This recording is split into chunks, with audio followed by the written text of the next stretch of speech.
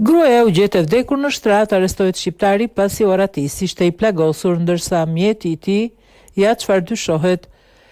Nasim Muslia, 50 vjeçari shqiptar nga Maqedonia e Veriut, i akuzuar për vrasjen e gruas së tij, Sadie Muslia, ngjarje që ndodhi në 3 dhjetor në Pianello Valesina di Monte Roberto, Ancona, është arrestuar. Ai u gjet nga karabinierët i shtrirë për tokë, i plagosur rënd në një zonë të largët pranë Matelika Makerata. Ambulanca shkoi në vend ngjarje dhe Nasuf Muslia u transportua drejt spitalit. Makina e 50 vjeçarit në kërkim për vrasje të rënd me dashje, një Smart i bardhë u gjet i braktisur pranë vendit ku ndodhej shqiptari. Dyshohet se shqiptari ka tentuar vetvrasjen, po rreth orës 16:30. Një gjuetar në zonë e vuri re dhe i dha ndihmën e parë para se të lajmëronte autoritetet. Gruaja e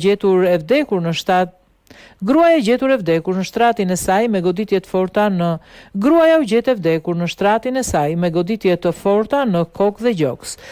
Oficerët sekuestruan një tub hekuri ndërtimi ku raportohet se kishte gjurmë gjaku dhe do t'i nënshtrohet analizës.